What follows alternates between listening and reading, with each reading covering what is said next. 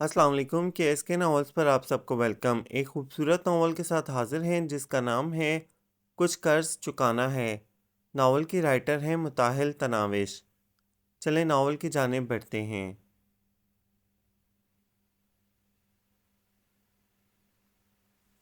वो uniform change किए बगैर सब मेहमानों के दरमियान आन बैठी तो आमना ने बेटी को टोका था। आमना, तुम मेरी बेटी को मत डांटो, ये बाद में यूनिफॉर्म बदल लेगी। साजदा बेगम इसकी हिमायत को फौरन बोली तो रबा माँ को शरारत से देखते हुए मुस्कुराई थी। अम्मा, आपके बेजा लाड प्यार ने भी इसे बिगाड़ा है। ये 18.5 साल की हो चुकी है और इसका बचपना ख़त्म होने का नाम नहीं ले रहा है। आमना ने साजदा से शिकवा किया, जबकि रबा लाड से साजदा के गले में बाहें डालकर इनसे लिपट गई थी। माई ग्रेट नानो, वो इनके कंधे पर लाड से सर रखते हुए बोली थी। साजदा ने भी मोहब्बत से इसे लिपटा लिया। नानो, आप लोग बैठे, मैं यूनिफॉर्म चेंज कर रहा हूँ। मैं आजकल मीना बाज़ार में होने वाले शो के एक ड्रामे में अहम रोल कर रही हूँ। मैंने इसके लिए एक स्पेशल सूट सिलवाया है। आप फिर बताइएगा कि मैं ज़्यादा खूबसूरत हूँ या समीना आपी। इसने शरारत से लाइट क्रीम कलर के मैरून सूट में मलबूस समीना को देखते हुए कहा, जो कि आज बेहद खूबसूरत व दिलकश लग रही थी।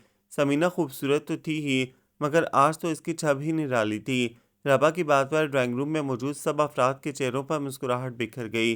ज़रूर रबा बेटा, सादिका मुमानी और साजदा बेगम ने मुस्कुराते हुए कहा, और फिर मैं आपसे जीतने की सूरत में इनाम भी लूँगी, वो एक लाड से बोली थी। रबा, आमना की तनबीह भरी आवाज़ ने इसे इनकी खफगी का एहसास दिलाया था। आमना इसकी बात पर एक अजीब सी खिफ्त महसूस कर रही थीं। रबा माँ की खफगी या डांट से बचने के लिए फ़ौरन उठकर अपने कमरे में चली गई। आमना, तुम रबा को बात बेबात हर वक्त डांटती मत रहा करो। बच्ची है, वक्त के साथ सब कुछ सीख जाएगी। रबा के जाने के बाद साजदा बेगम ने आमना को मोहब्बत से समझाया था। अम्मा, इसे एहसास ही नहीं होता कि वो अब कॉलेज स्टूडेंट है, कोई बच्ची नहीं। खैर से अगले साल बीए कर लेगी। आमना माँ की तरह इनका दिल बेटी के लिए बेहद हसास था। आमना, तुम बस इसके अच्छे नसीब की दुआएं मांगा करो और अपने दिल से हर खौफ व वहम चटक दो। अब के सादिका बोली थी। इनके लहजे की मोहब्बत व खलूस से आमना की आंखें भीगने लगी थीं। ये नाते इनके सगे कब थे? ये तो सिर्फ मुंह बोले रिश्ते थे जिन्होंने इनका हर हर कदम पर सगों से बढ़कर साथ दिया। इनके सगे तो इन्हें आज से 18 साल कबल इब्राहिम की वफ़ात के फ़ौरन बाद ही छोड़ गए थे। इनका मैके में तो कोई नहीं था, और ससुराल, वो भरी पूरी ससुराल होते हुए भी तन्हा रह गई। इस वक्त इसका दिल इब्राहिम की वफ़ात के साथ साथ अपनों की बेगानगी पर भी बुरी तरह तड़पा था। आमना ने सबसे नज़र बचाकर चुपके से अपनी आंखों के भीगे गोशे साफ कर लिए। इसी अस्थना में रबा भी आ गई। वो बिलाशुबा बेहद खूबसूरत लग रही थी। भाई, मेरी बेटी तो समीना से बढ़कर प्यारी लग रही है, फारूक ने इसे देखते हुए मोहब्बत से कहा, और इसकी तरफ इनाम के तौर पर 500 का नोट बढ़ाया था। रबा बुदक कर पीछे हटी। मामू, मैं तो मजाक कर रही थी, इसने संजीदगी से कहा था, और यह हकीकत भी थी। इसने वाक़तन मजाक में वो बात कही थी, मगर हमारी बेटी इतनी प्यारी लग रही है कि मेरा खुद दिल कर रहा है कि मैं अपनी बेटी को कुछ दूं। फारूक ने आमना को देखते हुए रबा से कहा, जैसे आमना से सिफारिश कर रही हों कि वो रबा को पैसे लेने का कहे। इनका ख्याल था कि वो माँ के डर से इनकार कर रही है। आमना ने रबा को इशारा किया तो इसने झिझकते हुए पैसे थाम लिए, और समीना, इर्जा और मोहतम के पास बैठकर बातें करने लगी, और फिर इसे वक्त गुजरने का एहसास तक न हुआ था। अम्मी, यार समीना आप ही बता रही थी कि वह एमफिल में दाखिला ले रही है। रिबा ने डिनर के वक्त डाइनिंग टेबल पर अशद को कनखियों से देखते हुए आमना से कहा। इसे आज ही समीना ने अपने आइंदा प्रोग्राम के मुतालिक बताया था।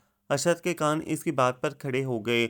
अच्छी बात है ना, इसे मास्टर्स किए भी 2 साल से ऊपर हो गया है। इसने इस अरसे में घर बैठकर क्या कर लिया है? बेहतर है आगे पढ़ ले। आमना को खुशी हुई थी, इसीलिए इन्होंने खुशी से अपनी राय का इजहार किया था।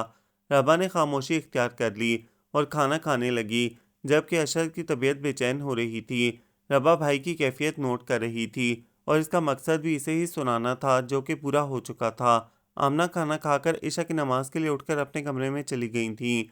रबा, क्या आज फारूक मामू और इनकी फैमिली आए थे? अशद की बेचैनी अरूज पर थी। इसने माँ के जाते ही बहन से इस्तफसार किया। हाँ, वो तो आज सारा दिन यहाँ गुजार कर गए हैं, रबा ने सरसरी लहजे में इसे बताया, जबकि अशद को दोपहर में घर न आने का बेहद दुख होने लगा था। वह एमबीए के बाद एक मल्टीनेशनल कंपनी में बेहतरीन पोस्ट पर तैनात था। चूंकि इसका ऑफिस घर से काफ़ी नज़दीक था, सो वह लंच आवर्स में घर आकर लंच कर लेता था। वो आज ऑफिस में काम की ज़्यादती की वजह से ना आ सका था।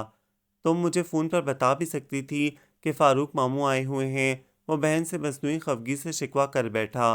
भाई मामू तो हर दूसरे रोज़ आते रहते हैं, मैंने इसीलिए ना बताया था। रबा की शरारतें व शोखियाँ अरूज पर थीं, जिसे अरशद ना समझ सका था। लेकिन आज समीना अरशद की नज़र बात करते हुए बहन के शरीर चेहरे पर पड़ी, तो वो बात अधूरी छोड़कर इसे घूरने लगा। तो तुमने मुझे इसलिए ना बताया था कि मामू हर दूसरे रोज़ आते हैं? वो इसकी तरफ लपकते हुए एक एक लफ्ज़ चबा कर बोला था, और इससे कबल के वह रबा तक पहुंचता, वो एक जुस्त में अपनी जगह से उठ चुकी थी। रबा की बच्ची अरशद ने दांत पीसे। इन दोनों भाई बहन में ऐसी ही बेतकल्लुफ़ी थी। वह बिना कहे अरशद की पसंद जान चुकी थी, और इसकी पसंद आमना को भी दिल व जान से पसंद थी। वो भी समीना को बहू बनाने का संजीदगी से सोच रही थी, लेकिन इसलिए चुप थीं कि साथ रबा के फ़र्ज से भी सुबकदोश हो जाएं, जबकि रबा अभी थर्ड ईयर में थी। इनका इरादा इसे सिर्फ बीए करवाने का था। रबा अरशद के दांत पीसने पर हंसने लगी, नहीं बल्कि इसलिए कि फ़ारूक मामू और सादिका मोमानी रेजा और मोहतम के साथ 4 रोज़ के लिए लाहौर किसी रिश्तेदार से मिलने जा रहे हैं। अम्मी ने नानो और समीना आपी को तन्हाई बांटने के लिए अपने यहाँ बुलवा लिया है, और मामू और मोमानी मान भी गए हैं, इसलिए आप 4 रोज़ समीना आपी को दिल भर कर देखते रहिएगा। रबा इसे अब मज़ीद तंग करने का प्रोग्राम मुलतवी करके तफसीलन बताने लगी। क्या वो खुशी से खेल उठा। हज़ार बरस जियो बहना। वो टेबल से फिरनी की डिश उठाकर रबा की तरफ बढ़ा और खुशी से इसके मुंह में डोंगे का चम्मच भरकर फिरनी डाल दी, जो कि कुछ इसके मुंह में और कुछ इसके कपड़ों पर गिरी थी। कोई और मौका होता तो वो अरशद से लड़ती, मगर अब भाई की खुशी से खिले चेहरे को देखते हुए वो इसकी दायमी खुशियों की दुआ मांग रही थी। पोर्च में गाड़ी का मखसूस हॉर्न बजा तो कमरे में मौजूद समीना का दिल जोर से धड़क उठा। वो उठकर पोर्च में खुलने वाली खिड़की के पास आन खड़ी हुई और पर्दा हटाकर बाहर झांकने लगी। वाइट शर्ट और ग्रे पैंट में मलबूस, दराज कद, बेहद वजीह व खूबरू अरशद गाड़ी लॉक करके अंदर बढ़ रहा था। वह यकटक इसे देखे गई। अरशद ने अचानक किसी की नज़रों की तपश महसूस करके पीछे मुड़कर सर ऊपर उठाया, तो नज़र सामने खिड़की में खड़ी समीना फ़ारूक पर पड़ी थी। दोनों की निगाहों का तसादम हुआ। एक लम्हा की बात थी, समीना के दिल की धड़कनें मुंतशिर हो गईं। वह अगले पल तेज़ी से दिल की मुंतशिर धड़कनों पर बमुश्किल काबू पाती खिड़की से हट गई थी। अरशद के लबों पर इसके इस अदा पर दिलकश गंभीर मुस्कुराहट बिखर गई, और वो अंदर की सिमत बढ़ गया था। आमना नाश्ते के बाद किचन की सफाई और बर्तनों की धुलाई से फारिग होकर साजदा बेगम के पास आन बैठी। कुछ देर बाद घर की सफाई के लिए मुलाजमा ने आना था। वो रोज़ाना मुलाजमा के साथ मिलकर घर की सफाई करती थीं। इनके आने के बाद वो दोनों कोई बात करते करते रुक गईं। इस बात को आमना ने फ़ौरन महसूस कर लिया था। क्या बात है अम्मा? इन्हें किसी ख़ास बात का एहसास हुआ था, इसीलिए उन्होंने इस्तफ़सार किया था। आमना बेटा, तुम ही समीना को कुछ समझाओ, ये पागलपन से काम ले रही है। दादो प्लीज़। साजदा की बात तवज्जो से सुनती आमना ने ठिठक कर एहतजाज करती समीना को देखा, जो खफीफ चेहरा लिए साजदा को देखते हुए अपने लब कुचल रही थी। इसकी आंखों में एक इल्तिजा थी, एक दरख्वास्त थी कि वह आमना को कुछ न बताएं।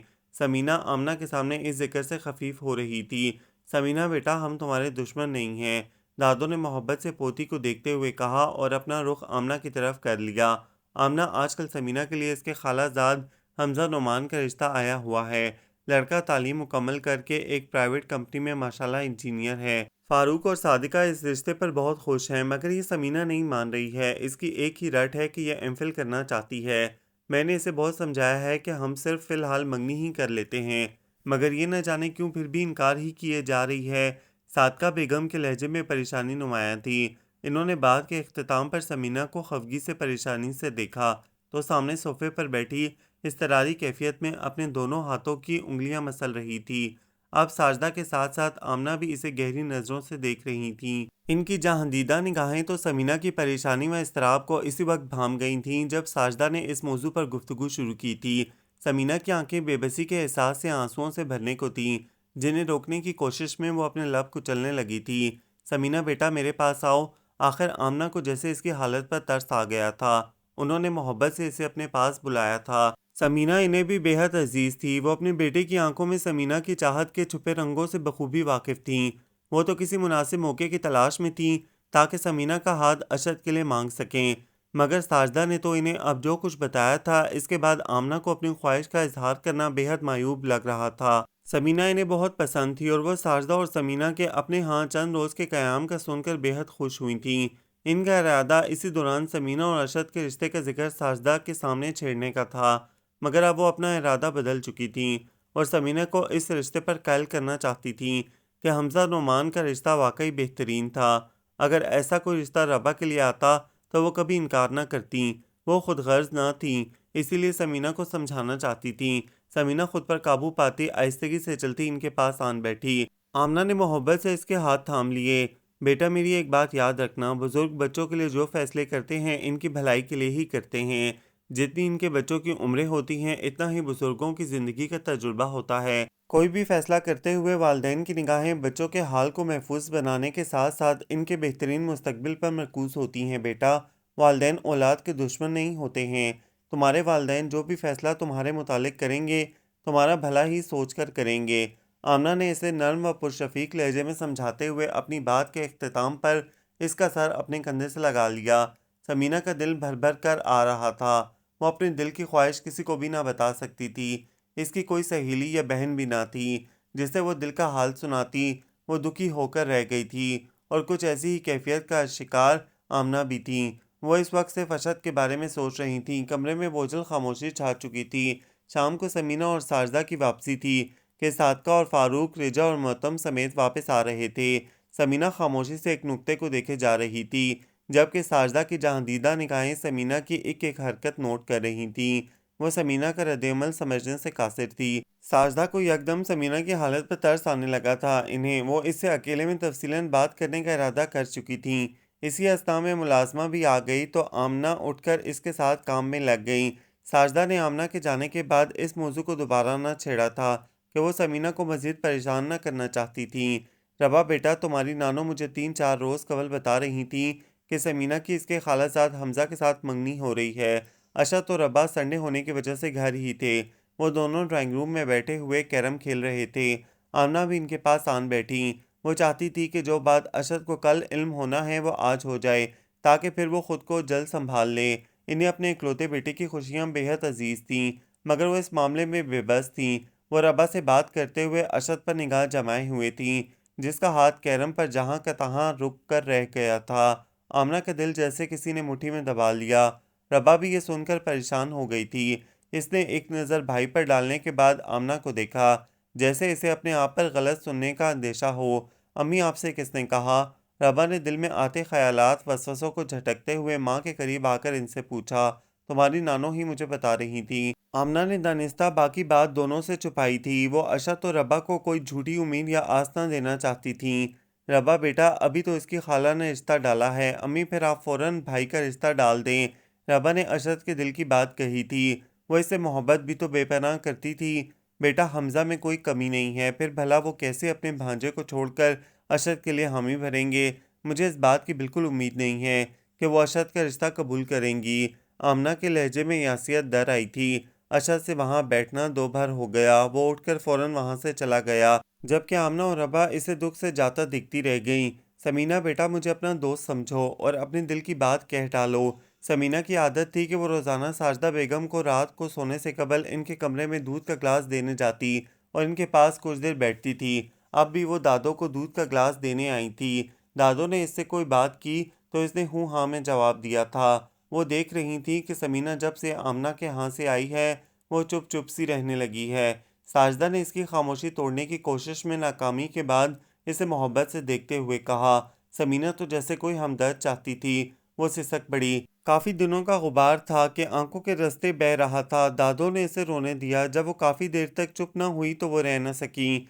समीना बेटा, मुझे अपना दुख बता दे। मुझसे तेरे लिए जो भी हो सका मैं करूँगी। घर में सादका और फारूक का लाहौर से आने के बाद इस पर इस रिश्ते की रजामंदी के लिए जो बेहद दबाव था वो दोनों इसके इनकार को इसकी ज़िद व हठधर्मी और नाफरमानी का नाम दे चुके थे।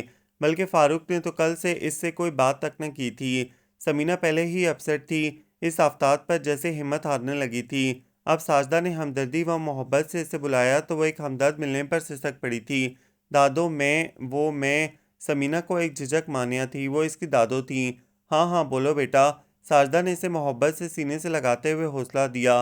वो इनकी इकलौती और लाडली पोती थी। वो दोनों पोतों से ज़्यादा समीना को चाहती थीं। दादो, वो बात यह है कि समीना एक बार फिर बात करते करते अटक कर रह गई। साजदा ने इसे खुद से अलग किया। समीना बेटा, क्या तुम्हें कोई पसंद है? साजदा ने इसे चंद लम्हे गहरी निगाहों से देखने के बाद सवाल किया। समीना इनसे बात करते हुए झिझक का शिकार थी। इन्होंने जैसे इसकी मुश्किल आसान की थी, इसने झट से कहा, अरशद। कमरे में एक सन्नाटा छा गया था। इसने घबराकर दादो को देखा जो कि मुस्कुरा रही थीं। समीना, मुझे भी अब तुम्हारी हालत देखकर यही ख्याल आने लगा था। वो तो मेरा सगा नवासा ना सही, पर मुझे तुम जैसा ही अजीज है। मैं तुम्हारे वालिदैन से बात करूंगी, तुम बेफिक्र हो जाओ। उन्होंने समीना को तसल्ली दी तो इसे लगा जैसे एक पहाड़ जैसा बोझ इसके सीने से हटा हो। शुक्रिया दादो, वो भीगे लहजे में कहती इनके सीने में समा गई तो उन्होंने इसे अपनी मोहब्बत भरी आगोश में समेट लिया था। आमना, तुम्हें समीना से कितना प्यार है? साजदा इस रोज़ खसूसन यही बात करने आमना के यहाँ आई हुई थी। उन्होंने आमना से अचानक सवाल किया तो चाय सर्व करती आमना के हाथ ठिठक कर रुक गए। अम्मा, यह भी भला कोई पूछने की बात है? आमना ने नपे तुले लहजे में मुनासिब अल्फाज से अपने दिल की तर्जुमानी की। और यही हकीकत भी थी, समीना इन्हें बेहद अजीज थी। आमना, तुम समीना को अपनी बहू बना लो। साजदा के अल्फाज ने जहां आमना को खुशी से निहाल किया, वहीं मारे खुशी के रबा इनसे लिपट गई। इन दोनों घरानों में ऐसी ही चाहत व बेतकल्लुफ़ी थी, और इसी बेतकल्लुफ़ी की बिना पर एक मान से साजदा ने आमना को जैसे हुक्म दिया था। और आमना आमना भला कैसे इनका हुक्म टालती, जब सारे रिश्ते नाते छूटे थे, जब सारे अपने बेगाने बने थे। तो इस कड़े वक्त में साजदा ही तो थीं जिन्होंने इनके जवानी में बेवा होने पर एक माँ की जैसी शफकत से इनके सर पर हाथ रखा था। उन्होंने अपनी कही बात को अब तक बखूबी निभाया। रबा और अशद अगर किसी रिश्ते नाते को जानते थे तो वो नानो, साजदा और मामू फारूक ही का तो था। अगर ये हुक्म था तो आमना की दिली तमन्ना भी तो यही थी। वो अपनी दिली तमन्ना पूरी होने पर बेहद खुश थी। अम्मा, फिर मैं बात पक्की समझूं? आमना ने एक जोर से साजदा से पूछा। अंदरूनी खुशी से आमना का चेहरा तमतमा उठा। वो अरशद को भी खुश देखना चाहती थी, जिसका चेहरा बुझा रहने लगा था। वो तो जैसे खुद से ही खफा हो गया था। रात को ऑफिस से घर आते ही अपने कमरे में बंद हो जाता। वो अब डिनर करना भी छोड़ चुका था। आमना इसके मुतालिक बेहद फिक्रमंद थीं। अब इनकी फिक्र ख़त्म हुई थी। साजदा ने इस बात में सर हिला दिया था। अम्मी, मैं भाई को बताऊंगी, आप इन्हें ये खुशखबरी ना दीजिएगा। रब्बा ने दबे दबे जोर से कहा तो आमना और साजदा मुस्कुरा दी। शाम का धुंधला चहार सू फैल चुका था। दादो अभी तक वापस नहीं आई थीं। इन्हें गए तकरीबन 3 घंटे हो गए थे। वो 1 घंटे का कहकर गई थीं और अब शाम होने को आई थी। समीना की बेचैनी वक्त के साथ साथ बढ़ती जा रही थी। वो अपने कमरे में पहुंच तक कोई 20 चक्कर लगा चुकी थी। वो अपने कमरे में आकर थक कर बेड पर बैठ गई कि साजदा चली आईं। वो तेज़ी से इनके करीब गई। दादो, वो इनसे आमना के जवाब के मुतालिक इस्तफसार करना चाहती थीं, मगर झिझक गई। फारूक और सादका को भी अशद बेहद पसंद था। दादो, सादका और फारूक का मुश्तरका फ़ैसला था कि पहले आमना की राय ले ली जाए, फिर हमज़ा के मुतालिक कोई फ़ैसला किया जाए। वो पहले हमज़ा के लिए इनकार करके किसी परेशानी का शिकार ना होना चाहते थे। साजदा ने समीना के झिझकने पर इसे मुस्कुरा कर देखा, जिससे समीना की तसल्ली हुई, और फिर इन्होंने इसे सारी बात बता दी तो खुशी से इसकी आंखें भीग गईं। यार, तुम्हारे साथ आखिर मसला क्या है? अमर ने जच होकर अशद के सर पर धप लगाई। वो दोनों गहरे दोस्त व कुलीग थे। लंच ब्रेक हुआ तो दोनों कैंटीन में आन बैठे। अमर ने ऑर्डर देकर खाना मंगवाया और खाने लगा, जबकि अशद ख्यालों में गुम बराए नाम खाना खा रहा था। अमर अपने दोस्त की खोई खोई कैफियत पिछले चंद रोज से नोट कर रहा था। अब वो चुप न रह सका और इसे पूछ बैठा था, अशद, तुम समीना से एक बार बात तो करके देखो। अमर इसका गहरा दोस्त था। इसने अशद को मशवरा दिया था। मैं क्या बात करूं इससे? वो अब इंगेज्ड है। अशद ने टूटे लहजे में कहा। इंगेज्ड ही इसकी अभी सिर्फ बात चल रही है। अमर ने बावर कराते लहजे में कहा, भला वो लोग हमजा की बजाय मेरे लिए कैसे हाँ करेंगे? वो इनका खून है। अशद के लहजे में हनूस उदासी मौजूद थी। जब तुम खुद ही हार माने हुए हो तो अपनी शिकस्त का तमाशा दुनिया को क्यों दिखाते हो? अमर इसकी इस बात से चिढ़ गया था और उठ खड़ा हुआ। अशद ने भी तकलीद की। अमर पेमेंट करके अपने कैबिन की तरफ बढ़ने लगा। भाई, आप अभी तक सोए नहीं हैं? अशद घर के एक तरफ बने छोटे से लॉन में चहलकदमी कर रहा था कि रबा इसे जागता पाकर इधर चली आई। रात के 2 बज रहे थे और अशद की आंखों से नींद कोसों दूर थी। वो ऑफिस से लेट आया था। इस वक्त तक रबा अपने कमरे में सो चुकी थी। गेट आमना ने खोला था। आमना इसके देर से आने से परेशान थी। भाई, रबा अशद की राह में हायल हो गई तो इसने मुड़कर बहन को देखा। दोनों की नज़रें लम्हा भर को मिली। रबा अशद की आंखों में पहली सुर्खी देखकर लरस गई। बचपन से लेकर अब आमना ने इन दोनों बहन भाइयों की कोई ख्वाहिश रद्द न की थी। इन्हें कभी किसी चीज़ के लिए तरसना ना पड़ा था, और अब अशद की आंखों की सुर्खी इसके दिल का हाल अयां किए दे रही थी। वो भाई के दुख पर तड़प उठी। अशद भाई, आप मेरे साथ अंदर चलें, बाहर ठंड हो रही है। रबा इसका बाजू पकड़कर इसे तकरीबन घसीटते हुए अंदर ले आई। अवाइल नवंबर के दिन थे। रातें बेहद खुन्क हो चुकी थीं और अशद मौसम की सख्ती की परवाह किए बगैर लापरवाही से लॉन में टहल रहा था। रबा ने इसका बाजू पकड़कर घसीटा तो वो कोई मुदाफ़ात किए बगैर इसके साथ खींचना चला आया। रबा ने ड्राइंग रूम में आकर इसे दाएं तरफ पड़े सोफे पर बिठा दिया। वो तो साजदा के जाने के बाद ये खुशखबरी भाई को बेहद सताने के बाद सुनाना चाहती थी, मगर अब इसकी उजड़ी हालत ने रबा की आंखों में आंसू भर दिए। बड़ी शेप, मलगजा लिबास और बेतरतीब बाल इसके अंदर होने वाली तबाही और टूट फूट का पता दे रहे थे। भाई रबा इसके करीब नीचे कारपेट पर बैठकर इसके दोनों हाथ थामते हुए जैसे रो दी थी। अशद को एक शर्मिंदगी ने आन घेरा। वो अपने दुख पर मातम करता खुद से वाबस्ता अफराद की खुशियों को भुलाए हुए था। वो ये भूल चुका था कि आमना और रबा की सारी उम्मीदों और तमन्नाओं का मरकज़ सिर्फ वही है। वो दुख व शर्मिंदगी से सर झुकाकर रह गया तो रबा से इसका ये रूप भी न सहा गया। वो इसे शर्मिंदा तो न करना चाहती थी, इसीलिए लहजे में बशाशत समो कर बोली, भाई आपके लिए मेरे पास एक ज़बरदस्त न्यूज़ है। अशद ने अपना झुका सर उठाया और रबा की तरफ देखा। इस पल, हाँ इस पल, इसे रबा की आंखों में हजारों जुगनू चमकते नजर आए थे। इस पल इसका चेहरा किसी अनहोनी की खुशी से दमक रहा था। इससे कबल के अमश रबा से कुछ पूछता वो खुद बोल पड़ी, भाई आज आपकी और समीना बाजी की बात तय पा गई है। अशद मारे हैरत व खुशी की अपनी जगह साकित रह गया। भला मन यूं भी मुरादे पाता है, इसके जहन के दरीचे से सोच झांकने लगी, जबकि रबा इसे सारी तफसील सुनाने लगी थी। यार अमश, आज मुझे ऑफिस से छुट्टी के बाद अमार की तरफ जाना है तो मेरे घर इतला दे देना। अमार इन दोनों का सीनियर कुलीग था। अमश और अशद इकट्ठे तालीम मुकम्मल करने के बाद अब एक ही मल्टीनेशनल कंपनी में अच्छी पोस्ट पर तैनात थे। अमार साहब 2 रोज़ से बीमार होने की वजह से अस्पताल एडमिट थे। अमर समेत तकरीबन तमाम स्टाफ जाकर इनकी अयादत कर आया था, जबकि वो अपनी मसरूफियात की बिना पर ना जा पाया था। आज इसका इरादा इनकी अयादत करने का था। दोनों ऑफिस से ऑफ करने के बाद घर जा रहे थे कि अशद ने अमर से कहा था। इसने घर फ़ोन करके इतला देना चाही तो फ़ोन डेड पड़ा था। अमर का घर अशद के घर से करीब था, इसीलिए इसने अमर से इतला देने को कहा, वरना आमना और रबा इसके लिए परेशान हो जाती। अमर ने हौले से सर हिला दिया और अपनी गाड़ी में आन बैठा, जबकि अशद अपनी गाड़ी की तरफ बढ़ गया था। डोरबेल कब से बज रही थी। ड्रामा देखने में महफ रबा का ख्याल था कि आमना खुद दरवाज़ा खोल देंगी। आमना नमाज इशा के बाद मुख्तलिफ वज़ाइफ में मसरूफ़ थी। उन्होंने रबा को पुकार कर गेट खोलने को कहा तो रबा उठकर गेट खोलने चली आई। चूंकि ये वक्त अशद के घर आने का था, इसने बिला धड़क गेट खोल दिया, जबकि अगले ही पल एक अजनबी को अपने सामने पाकर गेट फौरन बंद कर दिया। अमश अशद से गहरी दोस्ती होने के बावजूद इसके घर महज 3-4 बार ही आया था, मगर इसका रबा से टकराव पहली बार हुआ था। वो इतना मुकम्मल हुस्न देखकर अपनी जगह मबहूत रह गया था। दराज कद, दिलकश नकूश और हीरे की कनी जैसी चमकती आंखें। कौन? रबा ने तीसरी बार पूछा था, मगर वो अपने हवासों में न था। रबा की मनमोहनी सूरत इसका करार लूट चुकी थी। रबा बेटा कौन है? आमना इसके बार बार पूछने पर तशवीश से बाहर आ गई। अम्मी पता नहीं कोई अजनबी है।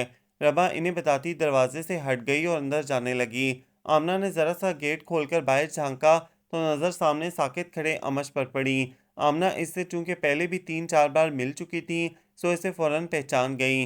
अमश बेटा तुम? अमश के कानों में आमना की मोहब्बत भरी आवाज़ पड़ी तो वो जैसे चौंक उठा। इसने बेसाख्ता देखा तो इसे रबा लाउंज में जाती नजर आई। इसने एक गहरी सांस भरकर खुद पर काबू पाया और आमना को अशद का पैगाम देकर इनके अंदर आने के बेहद इसरार के बावजूद गेट से ही पलट गया था। न जाने कौन था, मगर कितना हैंडसम और खूबरू। वो अपने कमरे में आकर सोने के लिए बेड पर लेटी तो इसका ध्यान बार बार इस अजनबी की तरफ जाने लगा। अम्मी ने बताया था कि अमश था। इसे सोचते हुए याद आया था, जब आमना गेट बंद करके अंदर आई तो इन्होंने इसे अशद की देर से आने के अलावा अमश के मुतालिक भी बताया था। इसने सोने के लिए आंखें बंद की तो अमश का खूबरू वजीज सरापा इसकी आंखों में आन समाया। इसने खुद को डांटा, अपनी सोचों को झुठलाना चाहा, मगर दिल, वो तो अपनी ही लय पर धड़के जा रहा था और इसके अंदर जिंदगी में पहली बार उभरने वाली तब्दीली का एहसास दिला रहा था। इसने अपनी सोच व एहसास को झुठलाना चाहा, मगर मोहब्बत तो सच्चाई है, एक गहरी हकीकत है। जिस दिल में अपनी जगह बना ले वहाँ इसे इतनी आसानी से नहीं जाती। रबा खुद से लड़ते लड़ते थक गई थी। इसे मोहब्बत खुद पर होले से मुस्काती महसूस हुई थी। इसने अब खुद से लड़ना या खुद को झुठलाना छोड़ दिया और इस हकीकत को तस्लीम कर लिया था कि इसे पहली नज़र में अमर से मोहब्बत हो गई है। इस अटल हकीकत को कबूलते ही इसके तन मन में चैन सुकून भर गया था। वो अब चंद लम्हे पेशतर वाली कशमकश व उलझन से दामन छुड़ा चुकी थी और वो जल्द ही नींद की वादियों में उतर गई थी। दिल बोझल बोझल रहता है, एक बात पे मुझसे कहता है, मैं इसको बहुत समझाता हूँ, हर बार इसे बतलाता हूँ, जो ख्वाब है तेरी आंखों में, खुशबू है जो तेरी सांसों में, ये तुझको पागल कर देंगे, अश्कों से दामन भर देंगे। फिर पागल दिल तू क्या जाने, जब टूट के ख्वाब बिखरते हैं, जब दिल में सावन बहते हैं, तब याद के दीप भी जलते हैं और आंख से आंसू बहते हैं। लेकिन ए दिल, ए पागल दिल, अब कौन ये तुझको समझाए, तू अब इसी के गुन गाए। रात धीरे धीरे भीग रही थी, हर सू सन्नाटा और खामोशी का राज था। अंधेरे की स्याह चादर हर सू तन चुकी थी। नीलगुआ आसमान अब स्याह रूप धार चुका था, आसमान पर तारे चमक रहे थे। इसका दिल बेहद बोझल था, वो अपने दिल से हार चुका था। वो जो महज हफ्ता भर कबल अशद का मजाक उड़ाता था, अब खुद अशद जैसी कैफियत का शिकार था। अशद की ज़मीना के लिए चाहतें व बेचैनियाँ इसकी शरारतों में इजाफा करती थीं। इसे तरह तरह की शोखियाँ सूझती थीं और वो इसे अपनी बातों से तंग करके नाक में दम कर देता और अशद इसकी किसी भी बात का बुरा माने बगैर हंसे जाता था। और अब अपनी ज़िंदगी के 24 साल के बाद इसने एक लम्हे में जाना था कि मोहब्बत किसे कहते हैं। मोहब्बत तो एक अलूही जज्बे का नाम है जो हर गम, हर मजाक या हर ताना सहने की हिम्मत देता है। रात के इस पहर चंद रोज़ पेशतर मुल्क के एक कसीर अल अशात अखबार के वीकली मैगजीन में छपी समंदरी के मोहम्मद सुफियान सुबहानी की ये तख्लीक बेहद याद आई थी और इसे ये अपने दिल की तर्जुमानी करती महसूस हुई थी। वाकई मोहब्बत में तो अश्क, यादों के दीप, ख्वाब व आस होते हैं। इसने तो रबा की एक झलक देखी थी और वो इसका दीवाना हो गया था। वो न जाने कब से यूं ही अपने कमरे में बेड पर लेटा सोचों में गलता रहता कि रबिया चली आई। अम्मी आप, वो इन्हें अपने सामने पाकर हैरान सा सीधा होकर बैठ गया। वो इसके करीब आन बैठी और इसे गहरी व जांचती निगाहों से देखने लगी। वो पिछले चंद रोज से बेहद बदल गया था। इसकी तमाम तर हाजिर जवाबी, शोखियों और कहके कहीं गुम हो गए थे और रबिया इसकी ये कैफियत नोट कर चुकी थी, मगर इससे कुछ इस्तफसार न किया था। अमश बेटा मेरी तरफ देखो। अमश माँ की गहरी जांचती निगाहों से बचने की कोशिश कर रहा था कि रबिया ने इसे पुकारा। इसने इसकी तरफ देखा। बेटा वो कौन है? व्हाट? रबिया के सवाल ने इसे भौंचका कर दिया। इसे ये तवक्का ही ना थी कि वो इसके हाले दिल से आगाह हैं। बेटा मैं तुम्हारी अम्मी हूँ और माँ से बढ़कर औलाद को कोई नहीं जान सकता। अब मुझे जल्दी से इसका नाम पता बताओ। मैं और तुम्हारे बाबा कल ही इनके यहाँ जाएंगे। अमश के तो मारे खुशी के सारे अल्फाज गुम हो गए। अमश क्या खुशी के मारे सकता हो गया है? रबिया ने मोहब्बत व शरारत से मुस्कुराते हुए साकित बैठे अमश के आगे अपना हाथ लहराया तो वो चौंका और होले से मुस्कुरा दिया। अब बताओ मुझे सब कुछ। रबिया ने मोहब्बत से इसका चेहरा अपने दोनों हाथों में थाम लिया था। वो होले से इन्हें सब कुछ धीरे धीरे बताने लगा, जबकि रबिया के चेहरे पर गहरी मुस्कुराहट फैलती जा रही थी। आमना और इब्राहिम की लव मैरिज थी। इब्राहिम और आमना के घर वालों ने इनकी इस शादी को कबूल ना किया था। फिर धीरे धीरे आमना के घर वाले तो मान गए, मगर इब्राहिम के वालिदैन ने इन्हें जायदाद से आग करके कतई ताल्लुक कर लिया। वो दोनों अपनी दुनिया में मगन थे। अशद और रवा की पैदाइश से इनका घराना मुकम्मल हो चुका था। इब्राहिम एक प्राइवेट फार्म में अच्छे ओहदे पर तैनात थे। जिंदगी अपनी डगर पर रवां दवां थी। हर सू खुशी और सुकून था। जिंदगी की पुरसुकून झील में वक्त ने भारी पत्थर फेंक कर इस रोज़ इर्ताश पैदा किया जब इब्राहिम का खून में डूबा मुर्दा वजूद घर आया था। वो एक रोड एक्सीडेंट में इंतकाल कर गए थे। आमना के दो भाई थे जो कि इब्राहिम की वफ़ात के बाद इससे जल्द ही मिलना छोड़ गए थे। इन्हें यह खदशा था कि अब आमना और इसके दोनों बच्चे इन्हें पालना पड़ेंगे, जबकि इनके दोनों भाई ये जिम्मेदारी ना लेना चाहते थे। इनके अपने अखराजात महदूद आमदनी में बमुश्किल पूरे हुए थे, तो वो आमना का इजाफी बोझ कैसे सहते। आमना ने इस कड़े वक्त में हिम्मत न हारी और सारी जमा पूंजी इकट्ठी करके घर की बलाई मंजिल तामीर करवा कर ऊपर वाला पोर्शन किराए पर दे दिया था। सोए इत्तेफाक के इन्हें फारूक और साजदा जैसे किराएदार मिले थे जो इनके लिए सगे भाई और माँ जैसे थे। इन दोनों ने आमना का बेहद ख्याल रखा और साजदा ने हर दुख सुख की घड़ी में आमना को हौसला व हिम्मत दी थी। फारूक एक प्राइवेट कंपनी में मुलाजिम थे। उन्होंने मुलाजमत छोड़कर स्पेयर पार्ट्स का काम शुरू कर दिया, जो कि बाफजल खुदा अल्लाह ताला दिन दुगनी रात चुगनी तरक्की कर गया था। फारूक ने एक साल कबल एक पोश एरिया में घर खरीदा था और वह वहाँ शिफ्ट हो गए थे, लेकिन वो आमना को ना भूले थे। दोनों घरानों में आना जाना था और फारूक और साजदा और सादका की पुरखुलूस चाहत व मोहब्बत ही तो थी जो आमना को हर मुश्किल वक्त में एक आस व सहारा नजर आती थी। उन्होंने भी कभी आमना का मान ना तोड़ा था। सारा घर बकिया नूर बना हुआ था। आज आमना बेहद खुश थी। वो अपने दोनों बच्चों के फराइज से सुबकदोश होने जा रही थी। आज रबा का अमर से निकाह था, जबकि अशद और समीना की मेहंदी थी। अमश के इकलौते मामू कनाडा में मुकीम थे, जिन्होंने तकरीबन साल बाद पाकिस्तान आना था। चुनाचा आमना ने साजदा और फारूक से मशवरा करके ये तय किया था कि निकाह अभी कर दिया जाए और रुखसती अमश के मामू के आने के बाद की जाए। इस वक्त तक रबा भी बीए कर लेगी। जहां आमना बेहद खुश थी, वहीं रबा भी अपनी चाहत के हसूल पर नाज़ा व फरदा थी। अमश और इसके बीच कोई जालिम समाज ना आया था। जिस रोज़ अमश के वालिदैन रबा का रिश्ता मांगने आए थे, अशद ने आमना को मुतमईन करके इसी रोज़ इन्हें हाँ कर दी थी। रबा के पाँव मारे खुशी के ज़मीन पर ना टिक रहे थे। वो खुशियों की वादी में गुम थी, जबकि अमश इसके संग संग था। फूलों से सजी गाड़ी बकिया नूर बनी कोठी के सामने आन रुकी तो अरशद के रिश्ते की भाभियां और कजन्स रबा के हमरा दुल्हन के इस्तकबाल के लिए आगे बढ़ी। आज अरशद की बारात थी। समीना को इसके कमरे में रस्मों की अदायगी के बाद पहुंचा दिया गया था। समीना बेहद थक चुकी थी।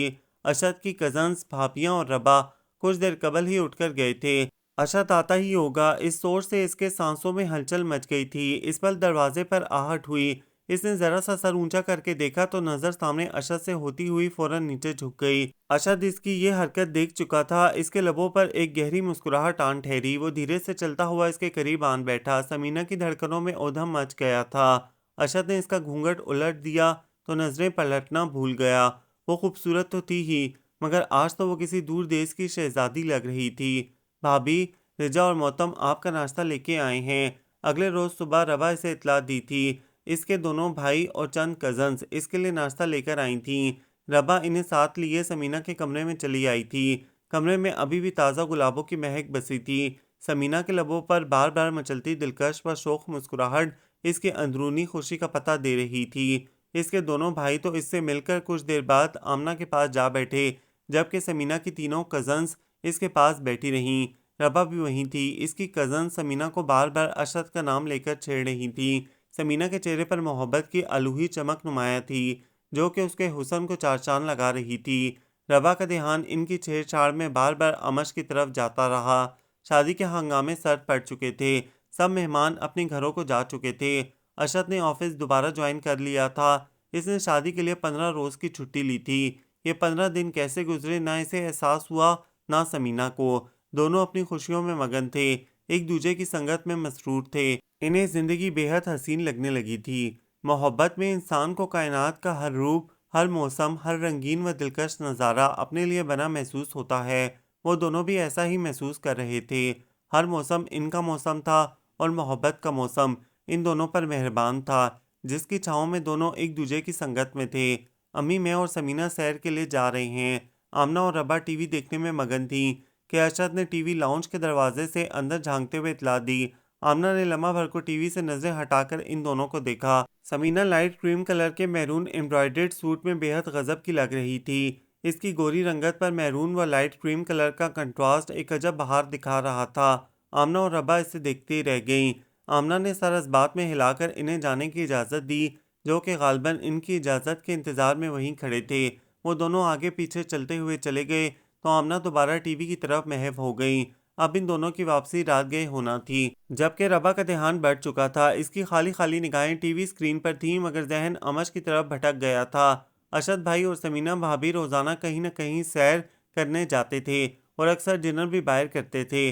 अमश ने निकाह के बाद एक बार भी रबा से किसी किस्म का कोई राब्ता ना किया था, ना फ़ोन किया और ना ही कभी इनके घर आया था। रबा के अंदर भाई भाभी की नई अज़दवाजी ज़िंदगी की महक से अमश के मुतालिक बेहद अरमान सर उभारने लगे थे। रबा का ध्यान बार बार भटकने लगा तो वो आमना से सर दर्द का बहाना बनाकर अपने कमरे में चली आई और अपने बेड पर सोने की कोशिश करने लगी, मगर नींद आंखों से कोसों दूर थी। वो आंखें बंद करती तो छम से अमश का सरापा इसके जहन व चश्म में आन ठहरता। वो इसे पहली बार अमर से शिकवा हुआ था। वो दोनों मियाँ बीवी थे, वो इससे कोई तो राब्ता रखता। अमश निकाह के बाद सिर्फ 2 दफ़ा इनके यहाँ आया था और आमना, अशद और समीना के पास बैठकर चला गया। इसने कभी रबा से किसी किस्म के राब्ते की कोशिश न की थी। समीना भाई, कहाँ हो तुम? समीना किचन में रबा और आमना के साथ काम में मसरूफ थी। अशद अभी ऑफिस से लौटा था। शादी को 2 माह होने वाले थे। समीना घर के छोटे मोटे कामों में आमना का हाथ बटाने लगी थी। रबा कॉलेज से आकर शाम तक सोई रहती और फिर शाम को आमना और समीना का घर के काम काज में हाथ बटाती थी। इस वक्त भी वो तीनों किचन में मसरूफ थी कि अशद अपने कमरे में इसका इंतजार करने के बाद इसे पुकारता वहीं चला आया। अशद किचन में फ्रिज के करीब पड़ी छोटी सी डाइनिंग टेबल के गिर्द रखी चेयर्स में से एक का रुख इन तीनों की तरफ करके बैठ गया। वो यहाँ आया तो समीना की तलाश में था, मगर अब इसे समीना को यहाँ से ले जाना अच्छा नहीं लग रहा था। सो वो वहीं बैठ गया और खामोशी से काम में मसरूफ आमना, समीना और रबा को देखने लगा था। वो चुप था, मगर इसकी आंखें बोल रही थीं। इसकी आंखों में इस पल मोहब्बत का हर रंग नुमाया था। इसकी मोहब्बत छलकाती विल्हाना अंदाज में अपनी जानिब देखती आंखें समीना को बार बार डिस्टर्ब कर रही थीं। समीना का दिल तेजी से धड़कने लगा था और गाल हया से दहक उठे थे। अशद किसी पुजारी की तरह बेखुद सा इसे देखे जा रहा था। आमना बदस्तूर अपने काम में मसरूफ थी, जबकि रबा भाई और भाभी की तरफ ना चाहते हुए भी मुतवज्जा थी। इसके अंदर जज्बात का शोरीदा सर समंदर तूफान बनने लगा था। इसके अंदर अपनी नाकदरी का एहसास जागने लगा था और इसे अमर से बेहद गिला अज़ सरनो होने लगा था। इसे यकदम किचन में घुटन का एहसास हुआ था। रबा ने बमुश्किल अपने हिस्से का काम ख़त्म किया और वहाँ से अपने कमरे में चली आई थी। कभी कहीं तो हो, दरिया का साहिल हो, पूरे चांद की रात हो और तुम आओ। कभी यूं भी तो हो, परियों की महफिल हो, कोई तुम्हारी बात हो और तुम आओ। कभी यूं भी तो हो, सुनी हर मंजिल हो, कोई ना हमारे साथ हो और तुम आओ। कभी यूं भी तो हो, ये बादल ऐसा टूट के बरसे, मेरी तरह तुम्हारा दिल भी मिलने को तरसे और तुम आओ। कभी यूं भी तो हो, तन्हाई हो, बादल हो, बूंदे हो, बरसात हो और तुम आओ। वो पिछले 1 घंटे से कमरे में टहले जा रही थी। इसकी टांगें इस चहलकदमी से शल हो चुकी थीं और थकावट का एहसास इसकी रूह में उतरने लगा था, मगर नींद इसकी आंखों से कोसों दूर थी। बेचैनी इसके वजूद को अपनी गिरफ्त में मजबूती से जकड़े हुए थी। इसे एकदम कमरे की फिजा बोझल और घुटन ज़दा लगी। हालांकि वस्त जनवरी की रातें थीं, मगर इसे कमरे में हब्स महसूस होने लगा था। इसने अपने कमरे की लॉन में खुलने वाली खिड़की के दोनों पट वाक कर दिए। सर्द बर्फीली हवा के थपेड़ों ने लम्हा भर में इसके चेहरे को सर्दी से थरा दिया था, लेकिन इसे मौसम की सख्ती का कोई एहसास न था। इसके जहन में रह रहकर अमश का ख्याल आ रहा था। इसने निकाह के 2 माह बाद भी रबा से कोई राब्ता न किया था, और एक वो थी कि अमश की चाह कर रही थी। इसका नाजुक दिल अनोखे और रौपहले ख्वाबों से सज चुका था। आसमान पर बादल गहरे हो चुके थे। गालबन वो बरसना चाहते थे। वो बारिश की दीवानी लड़की थी। वो रंगों, मौसमों और तितलियों की दीवानी थी, मगर अब इसके ख्वाब में सिर्फ एक चेहरा सज चुका था। इसका दिल अक्सर अमश की चाह करने लगा था। इस वक्त भी इसके अंदर ये ख्वाहिश शिद्दत से जागी थी कि अमश ऐसे सुहाने मौसम में इसके संग हो। इसने सर झटक कर गहरी सांस ली। यकायक इसके जहन में एक ख्याल कूंदा था। इसने खिड़की बंद की और अपना मोबाइल निकालने लगी। ये मोबाइल फ़ोन इसे समीना भाभी ने पिछले हफ्ते इसकी सालगिरह पर गिफ्ट दिया था। अमश को तो इसकी याद इसकी बर्थडे पर भी ना आई थी। वो मोबाइल लेकर अपने बेड पर आन बैठी और अमश का नंबर पुश करने लगी। 1 2 3 4 5 पूरे 5 सेकंड के बाद अमश ने पहली बेल पर ही कॉल रिसीव कर ली थी। हेलो। इसकी दिलकश गंभीर आवाज़ रबा के कानों में पड़ी थी तो वो जैसे चौंकी। वो तो एक ट्रांस की कैफियत में इसका नंबर डायल कर चुकी थी। इसके सारे अल्फाज कहीं गुम हो गए थे, जबकि दूसरी तरफ हेलो हेलो करता अमश अब अच्छा खासा झंझलाने लगा था। हेलो। इसने बमुश्किल खुद पर काबू पाकर कहा था। अमश इसकी आवाज़ पहचान गया था। रबा, तुम? क्या घर में सब खैरियत है? अमश ने घड़ी पर निगाह डालते हुए तशवीर से इस्तफसार किया, जहां सुइयां रात के पौने 11 बजा रही थीं। रबा का ख्याल था अमश इससे खुश होकर बात करेगा, जबकि वो तो इसके फ़ोन को बेवक्त का फ़ोन समझकर परेशान हो गया था। मगर रबा जिस बात का तय कर चुकी थी, इसे पूरा करना चाहती थी। इसलिए लहजे में बशाशा समोते हुए बोली, मुझे आपसे बात करना थी। हाँ बोलो। अमश इसकी तरफ मुतवज्जा था और उलझन में थी कि अब इससे क्या कहे। रबा, तुम मुझे अपना दोस्त समझकर हर बात मुझसे शेयर कर सकती हो। अमश के नर्म गंभीर लहजे ने इसे जैसे हौसला दिया और वह एक सांस में बिला सोचे समझे बोल गई, मैं चाहती हूँ कि आप मुझसे फ़ोन पर बात किया करें, मुझसे मिला करें। एक आप हैं कि निकाह के तकरीबन 2 माह बाद भी मुझसे कोई राब्ता नहीं किया। रबा के लहजे में क्या ना था, जज्बात, चाहे जाने की ख्वाहिश और मोहब्बत की महक, सभी कुछ तो था। अमश इसकी इस फरमाइश पर एक लम्हे को चुप रह गया। रबा, मेरे वालिदैन तो तुम्हारे घर आते रहते हैं ना? इसने रसानियत से इसे समझाना चाहा। वो जान गया था कि रबा टीन एज है और निकाह जैसे रिश्ते ने इसके नाजुक व कोमल दिल को जज्बात व ख्वाहिशात से भर दिया था। मगर वो टीन एज ना था। वो रबा से 6 साल बड़ा था और वो मोहब्बत में इजहार का भी कायल ना था।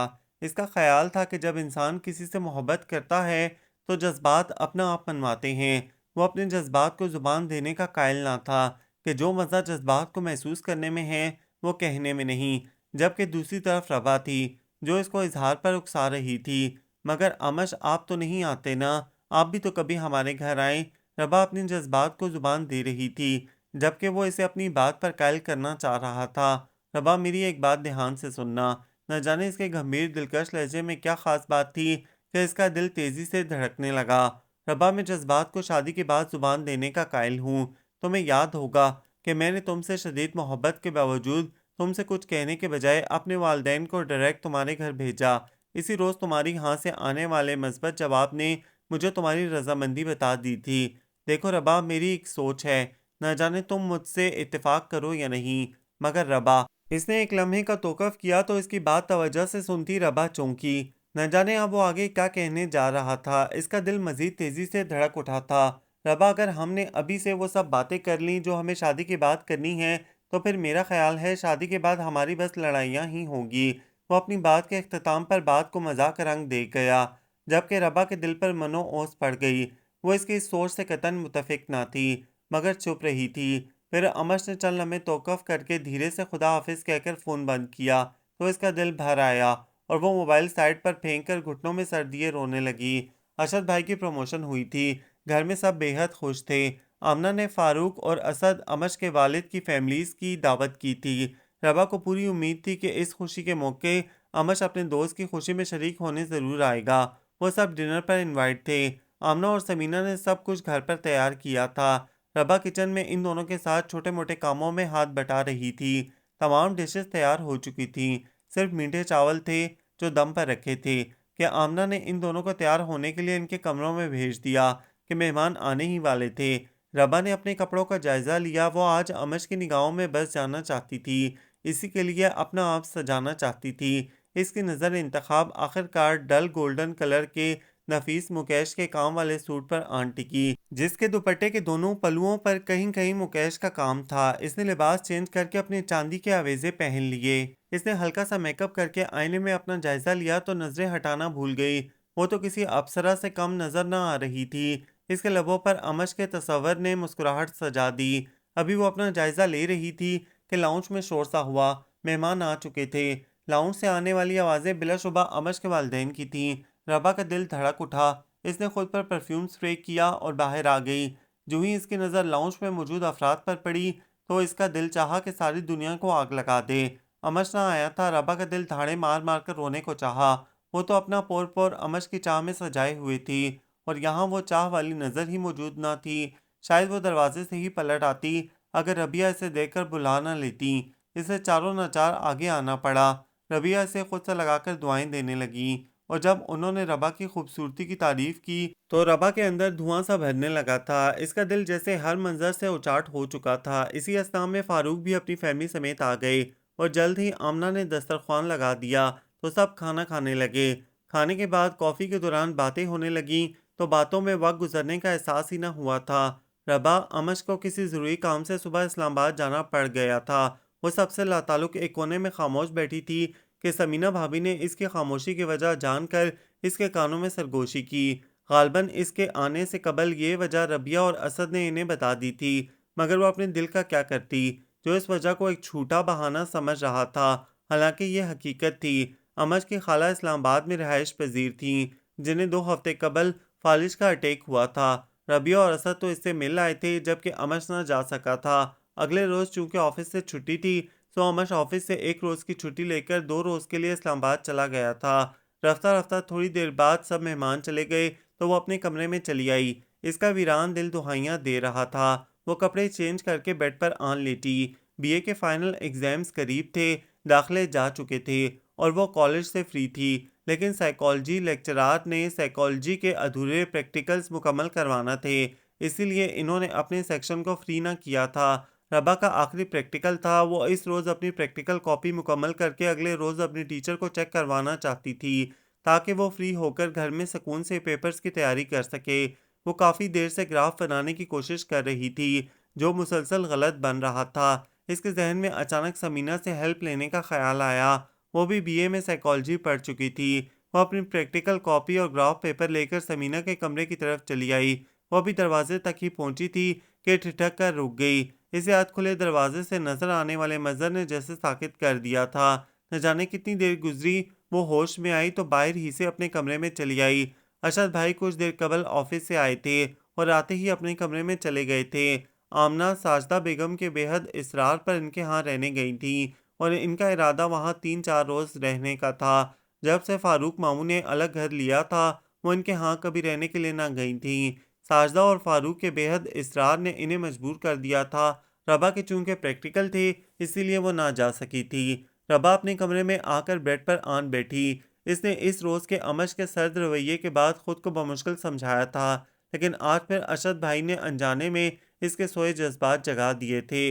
रबा के जिस्म में सनसनी सी दौड़ गई और इसका दिल तेजी से धड़क रहा था। इसने चंद लम्हों बाद खुद पर काबू पाकर अपना अधूरा प्रैक्टिकल मुकम्मल करने की कोशिश की, मगर नाकाम रही थी। इसने तंग आकर प्रैक्टिकल कॉपी बंद की और बेड पर लेटकर सोने की नाकाम कोशिश करने लगी। इस रोज इसे बहुत दिनों बाद फिर से अमर से शिकवा होने लगा था। वो सुबह देर से उठी थी और जल्दी से कॉलेज के लिए तैयार होकर नाश्ते के लिए डाइनिंग टेबल पर आ गई, मगर डाइनिंग टेबल पर बैठे अरशद भाई ने फिर इसे परेशान कर दिया था। वो वहां आई तो अरशद भाई बेहद चाव से समीना भाभी को नाश्ता करवा रहे थे। दोनों नाश्ता करने के बाद चाय पीने लगे, जबकि वो गुमसुम सी अपनी जगह खड़ी थी कि अरशद भाई की इस पर नजर पड़ी। आओ रबा, तुम रुक क्यों गई?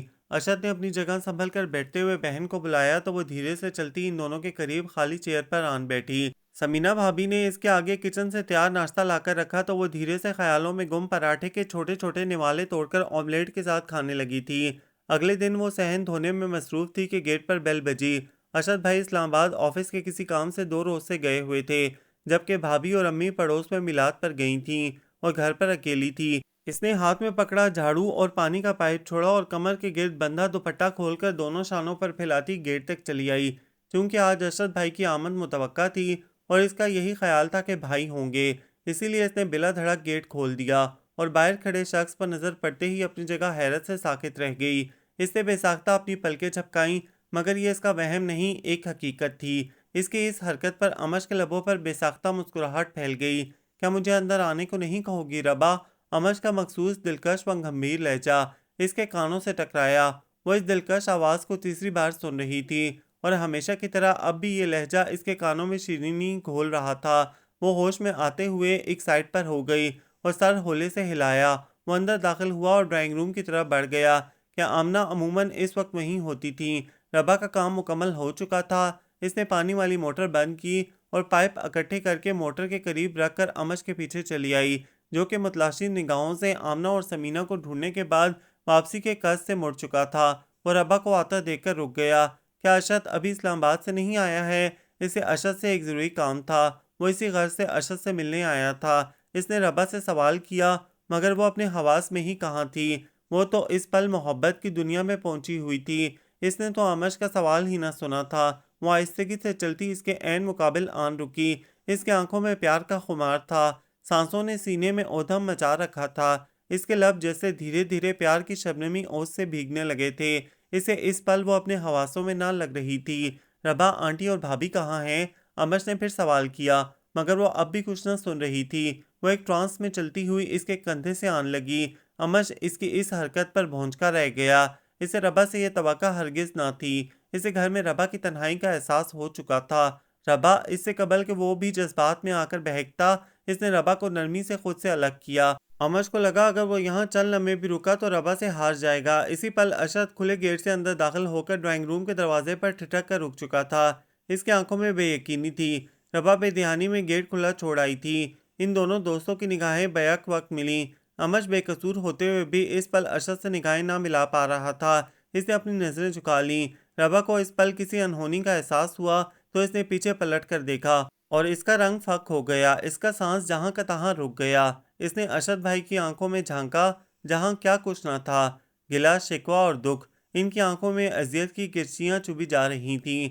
इनकी आंखों में बेतमादी की धूल उड़ रही थी, जो इनके सामने से हर मंजर धुंधला किए दे रही थी। भरोसे की टूटी किरचियां इनकी आंखों को लाल अंगारा कर रही थीं।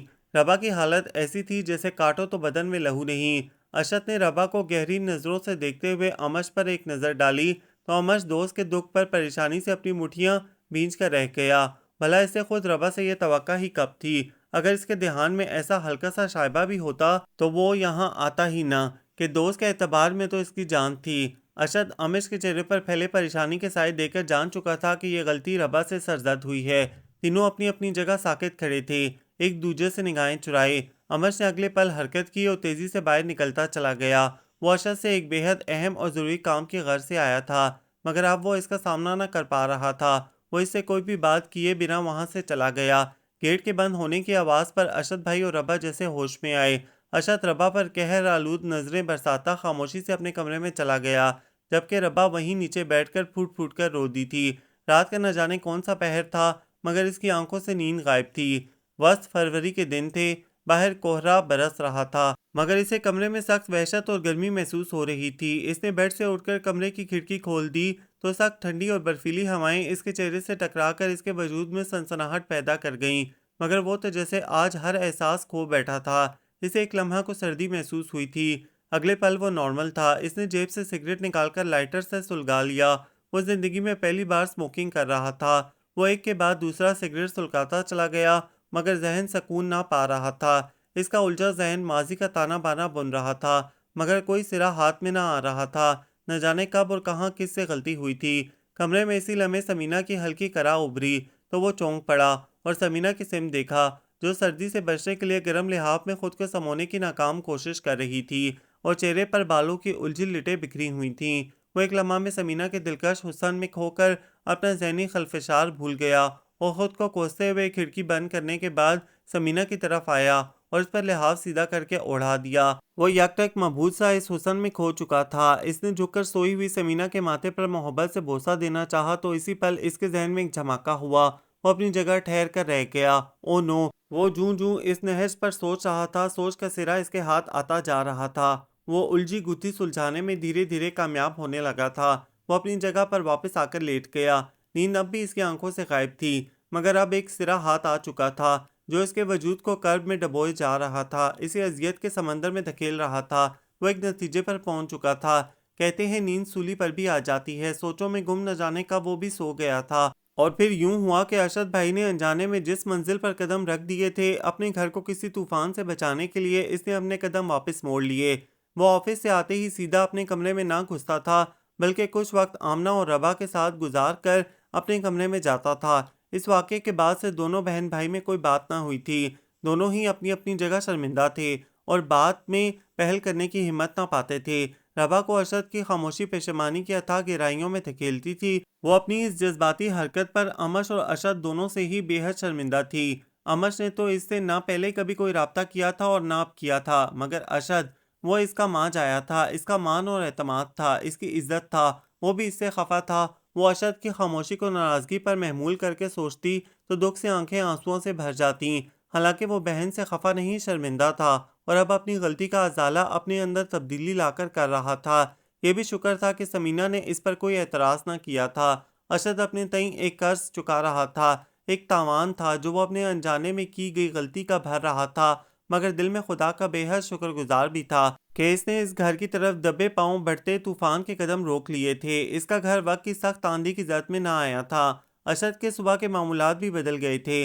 वो पांचों वक्त की नमाज पढ़ने लगा था। वो रोज़ाना नमाज फजर के बाद बाग में कुछ देर चहलकदमी के बाद लाउंज में आता तो अखबार वहाँ रोज़ाना पहले से मौजूद होता, जो इस असना में आमना वहाँ ला कर रखती थी। वो अखबार का मुताला करता। इसी दौरान आमना नाश्ता तैयार कर लेती। वो नाश्ता करके ऑफिस के लिए तैयार होने लगता तो समीना भी उठ जाती थी। रबा के फाइनल पेपर्स नज़दीक थे। अमश के मामू पाकिस्तान आ चुके थे। रबिया रोज़ाना रबा की पसंद की शॉपिंग की गर्ज से इसे साथ बाजार ले जाती, जिस वजह से रबा से पेपर्स की तैयारी न हो पा रही थी। इसने इस मसले का हल अपनी गहरी दोस्त मिसबा के घर कंबाइंड स्टडी की सूरत में निकाला। इसने मिसबा से जिक्र किया तो वो बेहद खुश हुई। मिसबा के वालिद एक सनतकार थे। इसका ड्राइवर रोज़ाना रबा को पिक एंड ड्रॉप करता, मगर इस रोज़ मिसबा की गाड़ी ख़राब थी और 2 रोज़ से वर्कशॉप में थी। रबा पिछले 2 रोज़ से घर में ना पढ़ पाई थी, इसलिए आमना से जिक्र किया था तो आमना ने फ़ौरन नाश्ते में मशगूल अरशद से कह दिया कि वो इसे इसकी दोस्त के घर ड्रॉप कर दे। तो वहीं बैठी नाश्ता करती रबा से टोस्ट निगलना मुश्किल हो गया। इसने डरते डरते अशद की तरफ देखा, जो नाश्ते के दौरान अखबार का मुताला भी जारी रखे हुए था। रबा को यूं लगा जैसे अशद भाई ने सुनी अनसुनी कर दी है। वो जो पहले ही दिल में बेहद दुखी और शर्मिंदा थी, एक बार फिर दुख व अजियत से दो चार हो गई। इसके कानों से अशद की आवाज़ टकराई, रबा तुम फौरन तैयार हो जाओ। रबा की आंखों में बेयकीनी सी बेयकीनी थी। वो मारे खुशी की अपनी जगह सुन्न हो गई। रबा बेटा तुम जल्दी करो, भाई को देर भी हो सकती है। आमना ने अपनी जगह बुद्ध बनी रबा को टोका तो वो जैसे होश में आई और अपने कमरे में चली गई। वो कमरे में आकर तैयार होने के बजाय बेड पर आन बैठी। इसकी आंखों में ढेरों आंसू आए जा रहे थे। अशद ने इसे आज पूरे 17 रोज बाद मुखातिब किया था, वरना तो वो सिर्फ रबा की किसी बात का जवाब देता या आमना के पास बैठी रबा और आमना से यूं मुखातिब होता जैसे दोनों से मुखातिब है। रबा ने इस वाक़ये के चंद रोज बाद ही अशद को बुलाना शुरू कर दिया था। वो इससे माफ़ी मांगना चाहती थी, इसे अपनी फीलिंग्स बयान करके अपनी सफाई पेश करना चाहती थी, मगर अशद की रिजर्व और रूट तबीयत इसकी हिम्मत तोड़ देती। वो अपनी उंगलियों पर गिन सकती थी कि अशद ने इसे पूरे 17 रोज बाद बुलाया था, इससे कोई बात की थी। कहाँ तो वो रबा से एक पल भी खफा ना होता, और अब इसने इतने दिनों बाद इससे कोई बात की थी। वो खुशी से रोए जा रही थी। रबा तुम अभी तैयार नहीं हुई? वो सर झुकाए रोए जा रही थी कि अशद दरवाज़ा नॉक करके अंदर दाखिल हुआ और बेड पर इसी हुलिये में बैठी रबा को नरमी से टोका था। रबा ने धीरे से सर ऊपर उठाया। अशद इसकी आंखों में आंसू देखकर तड़प उठा। वो बेख्तियार अपने लब कुचल कर रह गया। वो इसके करीब आन बैठा तो रबा इसके सीने से लगकर रोती चली गई।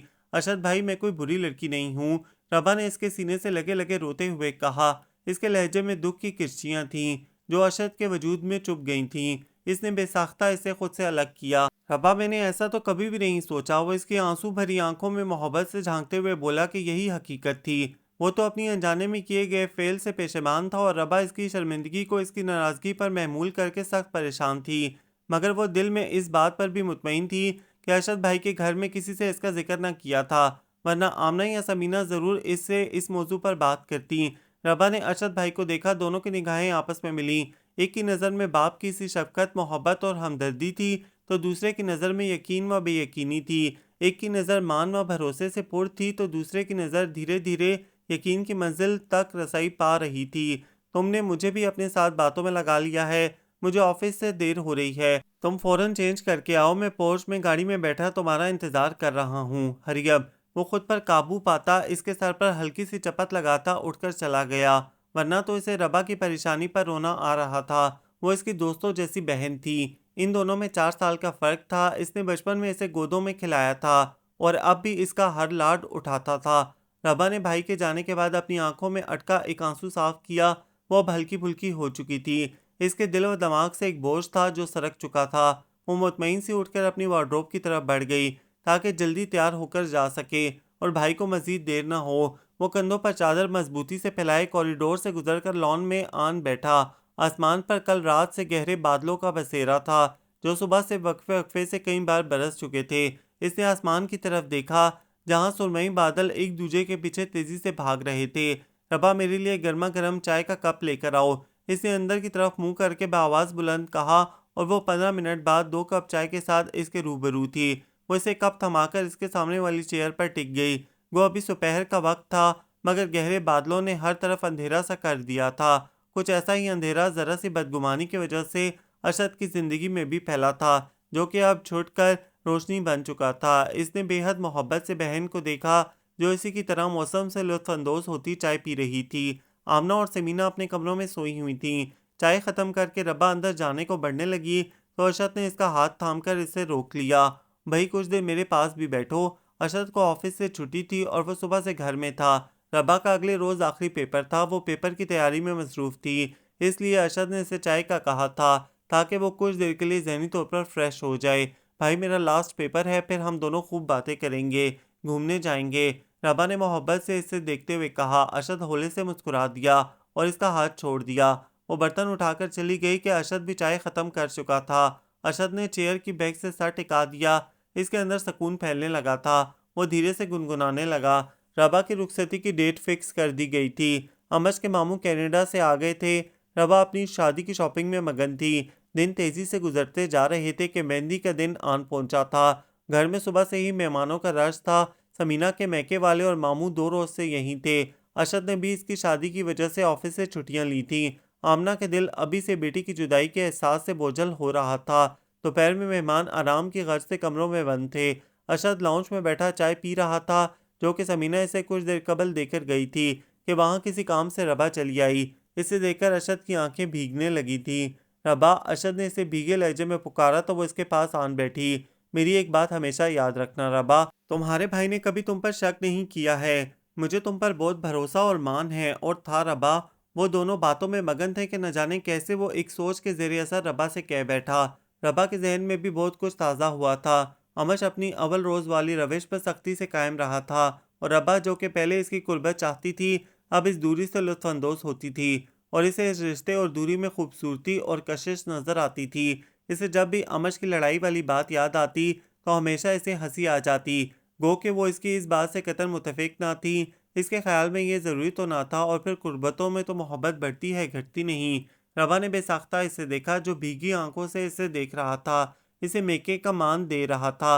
वो मोहब्बत से इसके गले आन लगी और इसकी आंखें भीग गईं। वो दोनों ना जाने कब तक रोते कि समीना ने आकर मोहब्बत से दोनों को टोका था।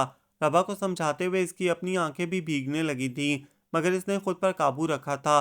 अब वो इस घर में एक रोज़ की मेहमान थी, फिर इसे यहाँ से चले जाना था। अरशद अपनी आंसू पोंछता भीगी आंखों से हंस दिया था। मैं अरशद भाई, आपकी शिकायत भाभी से लगाऊंगी। रबा रिसाला पढ़ रही थी और अरशद इससे बार बार रिसाला छीन रहा था कि रबा ने झुंझलाकर इसे धमकी दी थी। रबा दोपहर से मैके आई हुई थी। इत्तफाकन समीना साजदा बेगम की ख़राब तबीयत की वजह से कल से अपने मैके गई हुई थी। आमना भी इसके साथ गई थी, मगर रात को लौट आई थी कि जल्द ही साजदा बेगम की तबीयत काफ़ी संभल गई थी। रबा अरशद जब से ऑफिस से आया था, बहन को रिसाले में गर्क पाया था। वो अब कभी कभार हफ्ते 2 हफ्ते बाद 2-4 घंटों के लिए आती थी।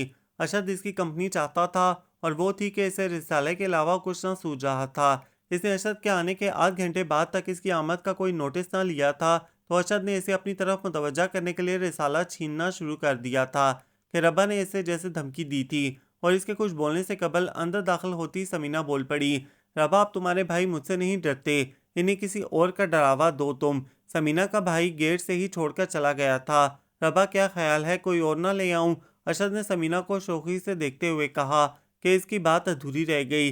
क्या कहा? तुम किसी और का नाम तो लेकर देखो। समीना कड़े तेवर लिए इसके सर पर आन पहुंची। मैंने कब कहा? तुम ही तो कह रही थी। इसकी कैफियत से हज उठाता अरशद बोला। शरारत इसके लहजे और आंखों दोनों में नुमाया थी। रबा दोनों की लड़ाई को दिलचस्पी से देखते हुए रिसाला पढ़ना भूल चुकी थी। रबा, तुम अपने भाई को समझा लो, वरना।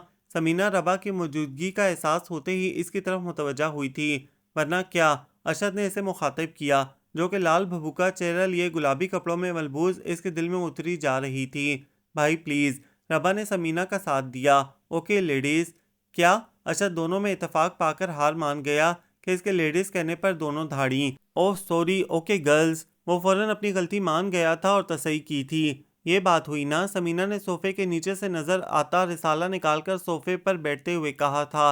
रबा के लबों पर मुस्कुराहट फैल गई थी, जबकि अरशद ने तब कर इसके हाथों से रिसाला झपट लिया। पहले रबा और अब तुम ये पढ़ने बैठ जाना। वो रिसाला मजबूती से हाथ में पकड़ते हुए खफगी से मुंह फुलाए बोला था। इसी असना में अमश भी रबा को लेने आ गया। बेटा, खाना तैयार है, तुम लोग आकर खा लो। आमना के बुलावे पर सब उठकर डाइनिंग टेबल पर आ गए थे। खाना खाने के बाद रबा और अमश चले गए थे। अरशद को घर में रौनक कम होती महसूस हुई थी। मैं अरशद हूँ, अरशद इब्राहिम। मेरे वालिद की वफ़ात के बाद मेरी वालदा ने हम दोनों बहन भाई को बेहद मोहब्बत से परवान चढ़ाया, हमारी हर ख्वाहिश पूरी की। मुझे न जाने कब और कैसे समीना फ़ारूक से मोहब्बत हो गई। वो भी मुझे चाहती थी। फिर कुछ मुश्किलों के बाद हमारी शादी हो गई। शादी के बाद मुझे न जाने क्यों ये एहसास रहता कि अगर समीना मुझसे दूर हुई तो वो मुझसे हमेशा के लिए बिछड़ जाएगी। इसीलिए मैं इसे हर पल हर लम्हा अपने साथ रखता, अपनी नज़रों के सामने। ऑफिस से घर आते ही मैं अपने कमरे में बंद हो जाता। ऐसे में मुझे कभी ये एहसास तक न हुआ कि मेरी ये बेकरारियाँ और चाहतें मेरी बहन पर कैसा असर डाल रही हैं, इसके दिल में कैसे अरमान पल रहे हैं। मुझे कभी अपनी बहन के एहसासात का एहसास ही ना हुआ, बल्कि मेरे पास तो वक्त ही ना था कि मैं अपनी इकलौती और लाडली बहन के पास 2 घड़ी बैठ जाता। मैं ऑफिस में जो वक्त समीना के बगैर गुजारता था, इसका अजाला आकर हर पल इसे अपने साथ रख कर करता था और अनजाने में रबा के जज्बात दहकाने लगा था। मुझे अपनी अज़दवाजी ज़िंदगी में मगन कभी इस बात का एहसास तक न होता। अगर मैं इस रोज़ जल्द घर ना आ जाता। मैं खुले गेट पर हैरान होता, अंदर पहुंचा तो अंदर का मंजर मेरे वहमो गुमान तक में न था। मैंने इसके बाद इस वाक़ये के पस मंज़र पर गौर शुरू किया तो जल्द मुझ पर यह बात अयां हो गई कि ये तो मेरी अपनी कोताही है। मैं अनजाने में रबा के एहसासात से खेलता रहा। मैंने खुद को धीरे-धीरे बदलना शुरू कर दिया और समीना को भी समझा दिया। सदे शुक्र कि इसने इस मामले में मेरा भरपूर साथ दिया। इस रोज़ रबा को अपनी दोस्त के यहाँ जाना था। मैंने इसे तैयार होने का कहा तो वो हैरत से शॉक्ड रह गई थी। मैंने इसकी हैरत फ़ौरन भांप ली मगर अपना वहम जानकर सर झटक दिया। मगर ये मेरा वहम नहीं हकीकत थी, एक अटल हकीकत। हकीकत तो एक मुंह जोर घोड़े की मानद होती है जो हर तौर अपना वजूद मनवा कर रहती है। इस रोज़ रबा के कमरे में इसे अपने सीने से लगाए चुप करवाने की सही करते हुए मैंने पहली बार जाना था कि अज़दवाजी ज़िंदगी के जायज़ और फितरी तकाज़े निभाते हुए मर्द को कभी अपने से वाबस्ता दूसरे अफराद के एहसासात व जज्बात को नहीं भुलाना चाहिए, वरना मेरी तरह खुद अपनी निगाहों में शर्मिंदा होना पड़ता है। इसके बाद मैंने रबा को अपनी मोहब्बत, मान, एतमाद और भरोसा सभी कुछ दिया। मुझे ये जानकर बेहद दुख हुआ था कि वो मेरी पेशमानी को नाराज़गी समझकर इतने दिन अपसेट रही है। मैं तो इससे नज़रें ही ना मिला पाता था। रबा की रुखसती के बाद अम्मी और मैं बेहद मुतमईन थे और हम अब इसे इसकी ज़िंदगी में खुश व मगन पाकर बेहद खुश हैं। मैं अक्सर इस पहलू पर सोचता हूँ तो अपने रब का शुक्र अदा करता हूँ कि मुझे अपनी गलती का सिर्फ कर्ज चुकाना पड़ा था, सूद नहीं। और रबा को इसकी ज़िंदगी में मुतमईन देखकर इसकी दायमी खुशियों के लिए बेसाख्ता दुआ करता हूँ। और हाँ, एक अहम बात जो मैं इन मर्दों से कहना चाहता हूँ जो मेरी तरह गलती करते हैं कि प्लीज़ आप अपने जायज़ और फितरी तकाज़ों को निभाते वक्त खुद से वाबस्ता अफराद के जज्बात की परवाह करें, वरना मेरी तरह एक उम्र इसका कर्ज उतारना पड़ता है और अगर कुदरत नाराज़ हो जाए तो कर्ज सूद समेत चुकाना पड़ता है। मैं खामोश हूँ कि मैंने कर्ज चुका दिया, मगर कभी कभार मुझे लगता है कि अभी मुझे खासा कर्ज चुकाना है। ये नावल आप सबको कैसा लगा कमेंट्स में अपनी राय ज़रूर दें, हमें इंतज़ार रहेगा। हमारे चैनल को लाइक करें, शेयर करें, सब्सक्राइब करें।